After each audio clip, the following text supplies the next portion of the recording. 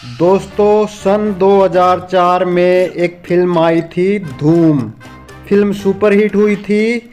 लेकिन क्या आप सोच सकते हैं कि उस फिल्म से कोई डकैती का आइडिया लेकर हिंदुस्तान की सबसे बड़ी डकैती कर सकता है? तो ये कहानी इसी आधार पर है कि कैसे चार साधारण आदमियों ने धूम फिल्म से आइडिया लेकर हिंदुस्तान की सबसे बड़ी बैंक रॉबरी को अंजाम दिया। दोस्तों ये जो प्लानिंग की गई थी वो अपने आप में ही बड़ी हैरत अंगेज थी। और सबसे बड़ी बात ये थी कि इस पूरी बैंक रॉबरी की जो प्लानिंग है वो एक फिल्म धूम के जरिए आइडिया आया। जिन लोगों ने बैंक लूटना था वो चार लोग थे और वो चारों पैसा कमाना चाहते थे कम समय में। तो जाहिर सी बात है इसके लिए कोई गलत रास्ता ही चुना जाना था। तो वो कुछ ऐसे ही आइडियाज़ सोच रहे थे कि कैसे पैसे कमाने हैं, कहाँ से आएंगे, किस तरीके से आएंगे। लेकिन इतने पैसे ईमानदारी से तो मिलते नहीं है, ये उनको पता था। तो उन्होंने कहा कि रास्ता चाहे गैर कानूनी ही क्यों न हो लेकिन वो पैसे ज़रूर कमाएंगे। तो आइडियाज़ बहुत आ रहे थे लेकिन वो खुद ही कैंसिल करते जा रहे थे कि इसमें ज़्यादा रिस्क है, इसमें पैसे कम हैं, इसमें कामयाबी मिलेगी कि नहीं मिलेगी, इसमें कम पैसे हाथ आएंगे उसमें ज़्यादा आएंगे। धीरे धीरे उनके दिमाग में ये सारी चीज़ें चल रही थी कि तभी एक फ़िल्म रिलीज होती है जिसका नाम था धूम। तो उस फिल्म को देखकर इन चारों के दिमाग में पहली बार एक फुल प्रूफ आइडिया आया कि उन्होंने एक बैंक लूटना है। ये फिल्म देखने के बाद लगा कि उनका ये आइडिया कामयाब हो सकता है, पैसे भी बहुत ज़्यादा मिलेंगे और रिस्क भी कम है। तो उस धूम फिल्म ने उनको ये शानदार आइडिया दिया और उन्होंने इस पर काम शुरू कर दिया। इसके लिए उन्होंने तमाम बैंकों की रैकी करनी शुरू कर दी कि कहाँ पर कितना पहरा है, कहाँ कितने पैसे होते हैं, कितना लेन देन होता है, कहाँ पर जोखिम कम है। और आखिरकार उन्होंने केरल के मल्लापुरम ज़िले के एक बैंक को चुना रॉबरी के लिए। और क्यों चुना ये कहानी भी इंटरेस्टिंग है। इन्होंने कई सारे बैंक देखे, कई जगह पर सिक्योरिटी कम थी लेकिन वहाँ भीड़ ज़्यादा थी जहाँ रॉबरी करके आसानी से भाग नहीं सकते थे। कहीं भीड़ कम थी तो सिक्योरिटी ज़्यादा थी यानी बच के निकलना मुश्किल। लेकिन फिर भी आखिर में इन्होंने जिस बैंक को चुना वहाँ रिस्क ज़्यादा था क्योंकि बैंक आबादी के बीच में था, चारों ओर लोग थे और ऐसे में बैंक को लूटना बहुत रिस्की काम। लेकिन फिर भी उन्होंने उसी बैंक को चुना। उसकी सिर्फ एक वजह थी और वो वजह ये थी कि वो बैंक जिस बिल्डिंग में है उसकी दूसरी मंजिल पर है यानी कि सेकंड फ्लोर पे है। और बस इसी बात ने उनको ये यकीन दिला दिया कि यही बैंक सबसे सेफ है लूटने के लिए। क्यों? इसकी भी एक वजह है। जब उन्होंने इस बैंक की रेकी की, इसकी डिटेल्स हासिल की और जब डिटेल्स पता चली तो इस बिल्डिंग में जिसमें ये बैंक सेकंड फ्लोर पर है उसके नीचे ग्राउंड फ्लोर पर पहले एक रेस्टोरेंट होता था जो कि अब नहीं है। और वहाँ पर उसको किराए पर देने के लिए एक बोर्ड लगाया हुआ था। बोर्ड पर लिखा था टू लेट यानी कि किराए पर उपलब्ध। यानी कि ये जगह अब रेस्टोरेंट के लिए किराए पर उपलब्ध थी। तो नीचे जो उन्होंने टू लेट का बोर्ड देखा तो उन्होंने तय कर लिया कि इसी बैंक को लूटना सबसे आसान है। तो यहाँ से उनका प्लान शुरू होता है। ये बैंक साउथ मालाबार ग्रामीण बैंक था मल्लापुरम ज़िले में केरल में। और तब तक किसी को एहसास तक नहीं था कि ये आगे चलकर भारत में इसका एक रिकॉर्ड होगा, भारत की सबसे बड़ी बैंक रॉबरी का। क्योंकि इससे बड़ी बैंक रॉबरी का रिकॉर्ड और किसी बैंक के नाम नहीं था। इससे पहले जो बैंक रॉबरी सबसे बड़ी हिंदुस्तान में हुई वह लुधियाना के पंजाब नेशनल बैंक में 1987 में 5 करोड़ 70 लाख रुपए की थी।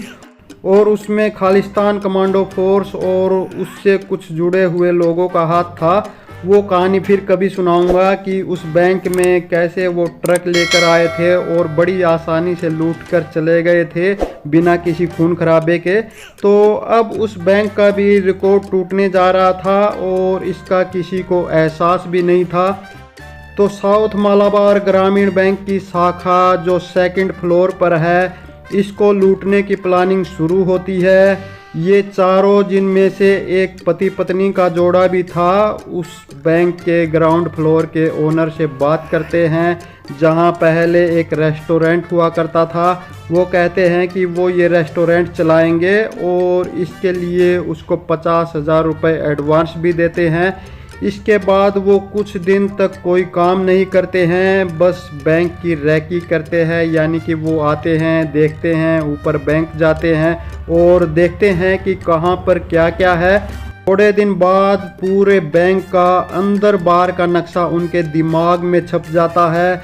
उन्हें एहसास हो जाता है कि बैंक का स्ट्रॉन्ग रूम किधर है, यानी कि जहाँ पर पैसे और सोना चांदी या गहने रखे जाते हैं वो रूम कहाँ पर है। स्ट्रॉन्ग रूम की एग्जैक्ट जो लोकेशन होती है वो उनको पता चल जाती है। याद रखें कि बैंक सेकंड फ्लोर पे है और इन्होंने उसके नीचे यानी ग्राउंड फ्लोर पर किराए पर लिया है रेस्टोरेंट के लिए। अब इसके बाद लोगों को शक ना हो, क्योंकि ऐसा कई बार हो चुका है जहां सुरंगें खोदकर रॉबरी की गई, तो लोगों को शक ना हो। लोगों का ध्यान भटकाने के लिए और यकीन दिलाने के लिए फिर ये अपने प्लान का अगला चरण शुरू करते हैं। ये उस ग्राउंड फ्लोर के मेन गेट पर एक बोर्ड लगाते हैं और मेन गेट को बंद कर देते हैं और बोर्ड पर यह लिखा था कि रेस्टोरेंट का काम चालू है, कंस्ट्रक्शन चालू है, रेस्टोरेंट को रेनोवेट कर रहे हैं। उन्होंने बाकायदा डेट भी डाली कि 8 जनवरी 2008 को इस रेस्टोरेंट की ओपनिंग होगी और ये रेस्टोरेंट इन्होंने लिया था करीब नवंबर 2007 में। तो कंस्ट्रक्शन यानी कि तोड़ फोड़ का काम शुरू हो गया।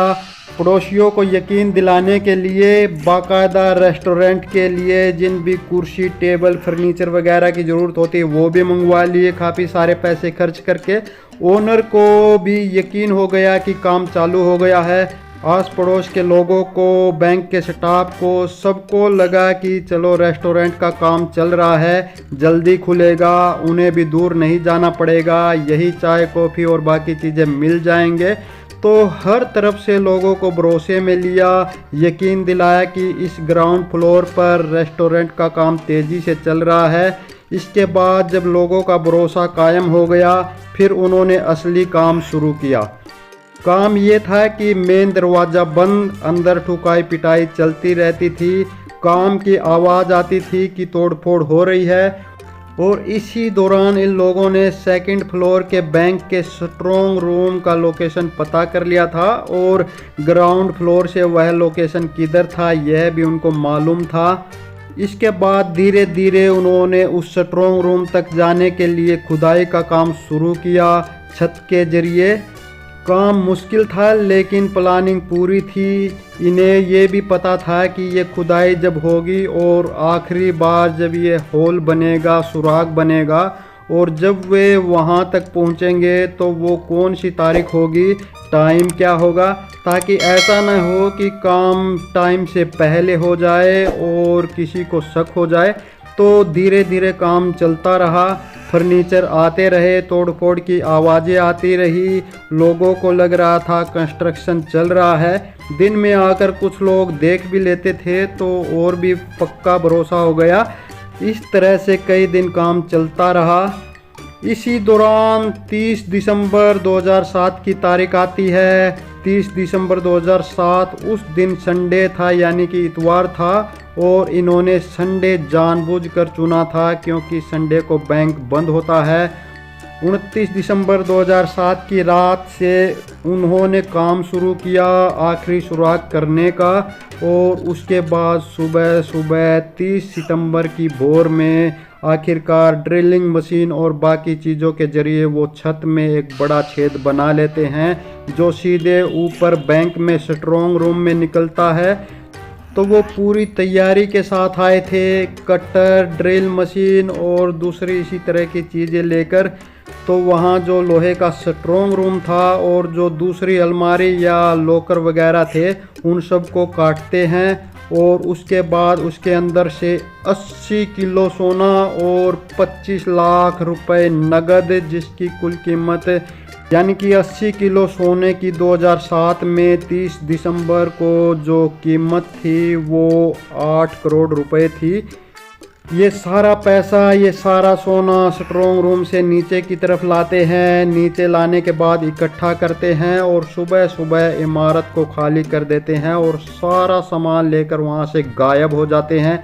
संडे का दिन है, बैंक बंद है, सिक्योरिटी गार्ड बैंक के बाहर बहुत दूर, काफ़ी दूर खड़ा है, बाहर का दरवाज़ा भी बंद, किसी तरह का कोई शक नहीं। पूरा संडे गुजर गया, किसी को पता तक नहीं चला कि बैंक लूट चुका है। मंडे यानी कि अगले दिन सोमवार को रोज़ाना की तरह बैंक खुलने का वक्त होता है। सुबह 9 बजे स्टाफ आते हैं, बैंक का दरवाज़ा खुलता है, मैनेजर आते हैं और जैसे ही वो स्ट्रॉन्ग रूम में जाते हैं उनकी चीख निकल जाती है। स्ट्रॉन्ग रूम का वो जो छेद उनको दिखाई देता है जहाँ से चोरी हुई है, तो उसे देखकर वो पगला से जाते हैं।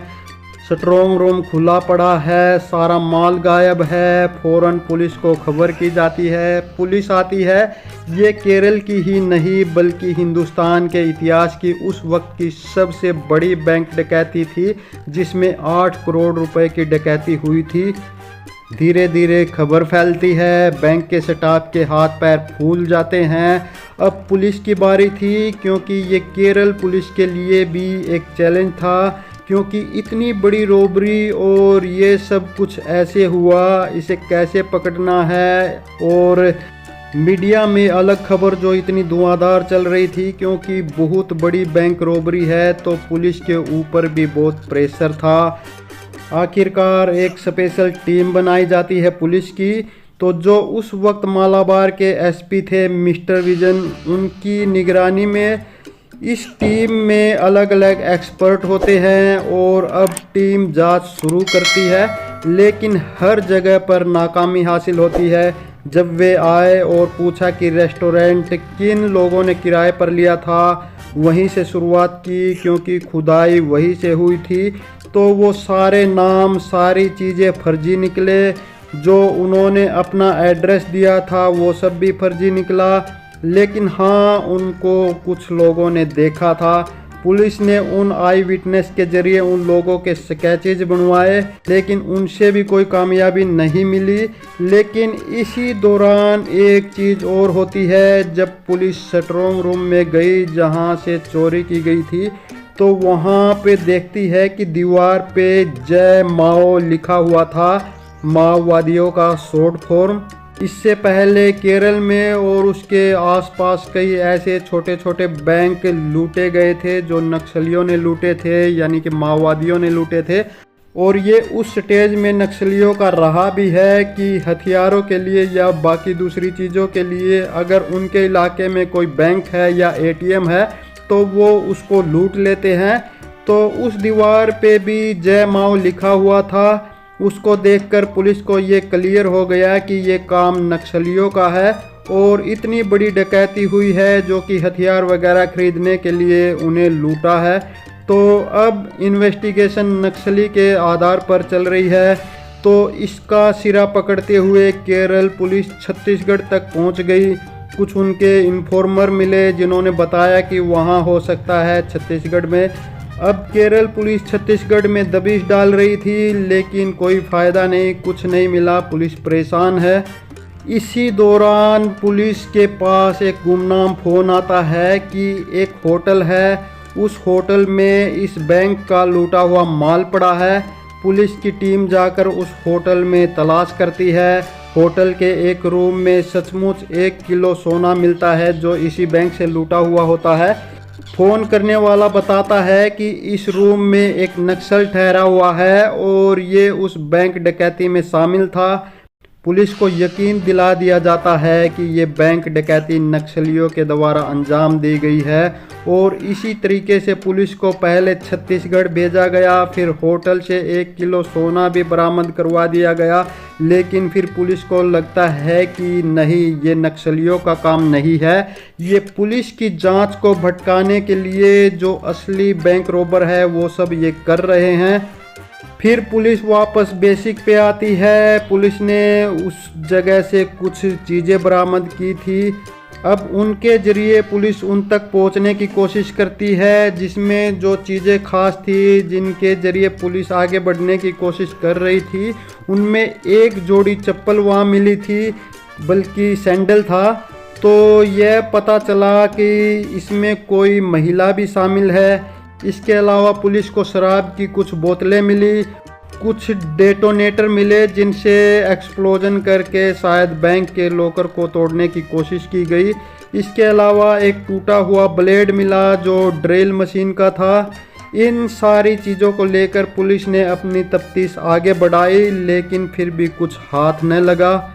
फिर पुलिस ने सोचा कि इलेक्ट्रॉनिक सर्विलांस की तरफ चलते हैं। उन्होंने साउथ मालाबार में जहां पर ये बैंक है उसके नियरेस्ट टावर के जितने भी उससे कनेक्टेड फ़ोन थे उनको खंगालने का फैसला किया। ख़ास तौर पर 30 दिसंबर की रात और 31 दिसंबर की सुबह तक जब ये बैंक रॉबरी हुई थी, पता चला कि इस साउथ मालाबार बैंक के इर्द गिर्द उस टावर से कुछ 25 लाख लोगों के फ़ोन कनेक्ट हैं। अब ये सुनते ही पुलिस चकरा गई, क्योंकि 1-2 नंबर ढूंढने के लिए 25 लाख नंबरों को खंगालना है। तो इसके लिए पुलिस ने कुछ साइबर एक्सपर्ट लिए, टेलीफोन कंपनियों की मदद ली, आईटी सेल वालों को लिया। तो यही आखिरी जरिया बचा था और ये भी कोई पक्का नहीं था कि इससे कुछ मिलेगा कि नहीं। उन्होंने मोबाइल यूज भी किया है कि नहीं, लेकिन फिर भी कोई और रास्ता नहीं था, हर जगह से हाथ खाली थे। लेकिन एक नंबर को छोड़कर, वो एक सीक्रेट नंबर था और उसका कोई लोकेशन वहाँ नहीं था और उस नंबर के ओनर और एड्रेस की कोई जानकारी नहीं मिल रही थी। उस इलाके में कहीं पे वो था ही नहीं। तो ये नंबर शक के दायरे में आ गया। तो ये नंबर सर्विलांस पर लगाया। इस नंबर को सर्विलांस पर लगाए जाने के बाद पता चला कि ये नंबर कोझिकोड में रहने वाले एक जोसेफ नाम के शख्स का है। ये पहली कामयाबी थी पुलिस के पास। पुलिस की टीम इस नंबर के सहारे उस मकान तक, उस एड्रेस तक पहुंचती है और वहां पर जोसेफ मिल जाता है। और ये जोसेफ उन चारों में से एक था जिन्होंने बैंक रॉबरी की थी। तो एक जोसेफ मिल जाता है और जोसेफ के ज़रिए बाकी 3 लोग भी मिल जाते हैं। इसके बाद उन तीनों से पूछताछ होती है। थोड़ी देर में तीनों टूट जाते हैं और इस बैंक डकैती में शामिल होने की बात कबूल कर लेते हैं। उनकी निशानदेही पर पुलिस लूटे गए सोने को बरामद कर लेती है, लेकिन बहुत सारा सोना अभी भी गायब था, क्योंकि जब ये पकड़े गए थे तो लगभग 2 महीने बीतने को थे।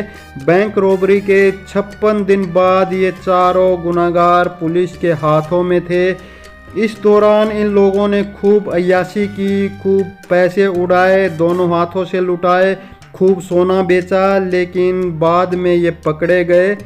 फिर उन्होंने पूछताछ में बताया कि ये पूरा आइडिया उन्होंने धूम फिल्म से लेकर अपनाया था और उसी के बाद ये रॉबरी की थी। तो कुछ सोना तो बरामद कर लिया पुलिस ने, बाकी सोने की तलाश जारी है। हालांकि इसमें ये भी था कि जब सोना बेचा तो बहुत सारे खरीदार भी आए थे, लेकिन वहाँ तक पुलिस नहीं पहुँची। लेकिन केरल पुलिस के इतिहास में ये एक कामयाबी के तौर पर देखा जाने वाला एक बड़ा केस था कि देश की सबसे बड़ी डकैती और 56 दिन के अंदर उसको सोल्व करना, लूट का माल बरामद करना। और हाँ, ये भी एक रिकॉर्ड है कि चोरी और लूट का जितना माल बरामद हुआ इसमें, इस केस में, इतनी बड़ी तादाद में इससे पहले कभी नहीं हुआ। ये 8 करोड़ का मामला था, उसमें से ज़्यादातर रिकवरी हुई, ये भी एक रिकॉर्ड था। इसके बाद मुकदमा चला, लंबा मुकदमा चला। लोअर कोर्ट ने करीब 5 साल के बाद फैसला सुनाया। 3 लोगों को 10-10 साल की कड़ी मशक्क़त की सज़ा दी और जो महिला थी उसको 5 साल की सज़ा दी। लेकिन जब ये फैसला आया तब तक महिला ऑलरेडी 5 साल 1 महीना जेल में काट चुकी थी, तो वो रिहा हो गई। बाकियों को 10-10 साल की सज़ा थी। फिर उन लोगों ने हाई कोर्ट में अपील की, हाई कोर्ट से भी उनको सज़ा हुई। तो केरल के इतिहास की ये सबसे बड़ी बैंक डकैती थी, जिसमें जिस तरीके से पुलिस ने जांच की और जितने बड़े पैमाने पर की वो किसी और केस में नहीं हुआ था। तो दोस्तों ये थी हिंदुस्तान की सबसे बड़ी बैंक डकैती, जो कि धूम फिल्म से आइडिया लेकर की गई थी। तो ये कहानी इतनी ही है। जल्द ही हाजिर होऊंगा एक और सनसनीखेज कहानी लेकर। तब तक चैनल पर बने रहिए, वीडियो को लाइक कर दीजिए, चैनल को सब्सक्राइब कर लीजिए। तो सावधान रहिए, सतर्क रहिए, खुद भी रहिए और दूसरों को भी रखिए।